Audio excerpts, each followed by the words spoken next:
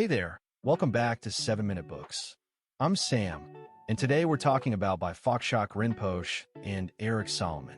Sophie, I have to say, this book kind of messed with my head in the best way. Oh, absolutely. It's one of those books that flips everything you think you know about happiness upside down. And it does it without any of the fluffy self-help cliches.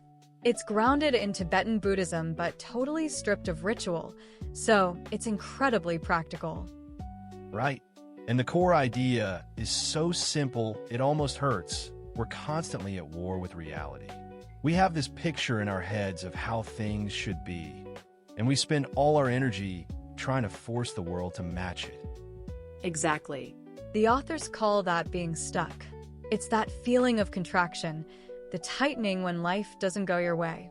And they say that suffering isn't caused by events themselves, but by our resistance to them. Yeah, I love that image. They compare it to a person trying to smooth out ripples on a pond with their hands. You just make more ripples. The solution isn't to stop the ripples, it's to stop agitating the water.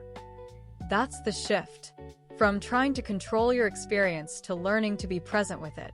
And the book is structured around two practices, Shamatha, which is mindfulness or calm abiding, and Vipashyana, which is insight or clear seeing. Let's start with Shamatha, because that's the foundation. And I really appreciated how demystified they make meditation. It's not about emptying your mind or achieving some blissed-out state. It's just training your attention. Right. The instruction is deceptively simple. Sit down, focus on your breath, and when your mind wanders, gently bring it back.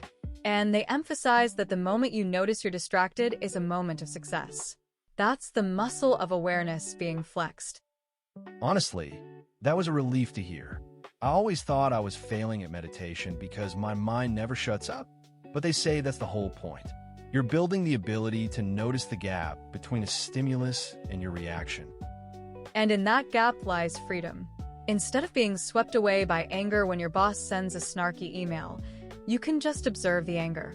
You don't have to act on it. That's huge. Okay, but the really mind-blowing stuff comes in the Vipashyana section. They talk about 3 secrets that, once you really see them, just dissolve your suffering. The first one hit me hard. Thoughts are not facts. Oh, that's a game changer. We treat our thoughts like they're absolute truths. A thought like, I'm a failure, feels solid. But they say look at it like a cloud passing through the sky. It arises, lingers, and then dissolves. You don't have to build a house on it. Right? And the second secret is that emotions are not who you are. We say, I am angry, as if anger is our whole identity.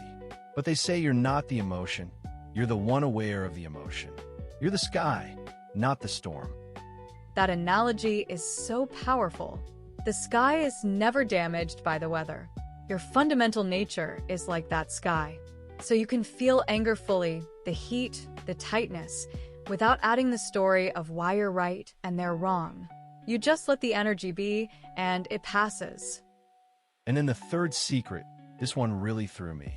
They say the self you think you are, the solid me behind your eyes, isn't as real as you think. You can actually find it when you look for it. Right. They guide you through this investigation. Try to point to exactly where you are. Is it in your thoughts? Those come and go. In your body? That's constantly changing. In your feelings? They're fleeting. The more you look, the more elusive it becomes. And the point isn't that you don't exist. It's that the fixed, solid self you've been defending your whole life is a mental construct. When that softens, you stop being so easily offended. You're not so afraid of being wrong. It's liberating.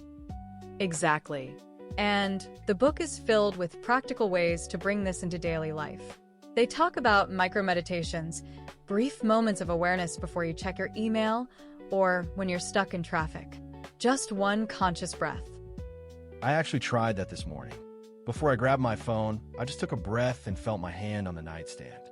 It sounds so small, but it changed the whole tone of my morning. I wasn't just reacting on autopilot. And they don't shy away from the hard stuff like anger. They don't tell you to suppress it. They say when anger arises, look directly at its energy. Feel the heat, the vibration. Don't tell the story. Just be with the raw sensation, and often it dissolves on its own. That's so counterintuitive. My instinct is to either lash out or push it away. But turning toward it with curiosity, that's a whole new skill. And they say the same for anxiety, jealousy, desire. It's all just energy patterns. And for relationships, they say the most important one is with yourself. If you're at war with your own mind, you project that onto others. By finding inner peace, you become a source of peace. And they suggest seeing difficult people as teachers. They show you where you're still stuck.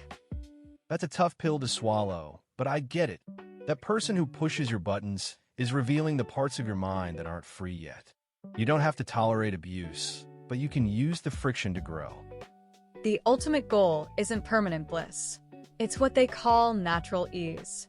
An unshakable quality of being, not because life is perfect, but because you've stopped fighting it. You can feel joy and sadness without being defined by them. Yeah, that's the takeaway for me. I don't need to chase happiness. I just need to stop agitating the water. The happiness is already there, underneath all the ripples. It's just a matter of letting the water settle. And if you want to go deeper on this or explore other titles, the whole library is on the 7-Minute Books app. Over 6,000 fiction and nonfiction titles you can read or listen to in any language. It starts at $2.99 a month, $9.99 a year, or $19.99 for lifetime access. I love that. It's like having a wise friend in your pocket. Exactly. So that's stop chasing, start being. The happiness you're looking for is already here. We'll see you in the next one.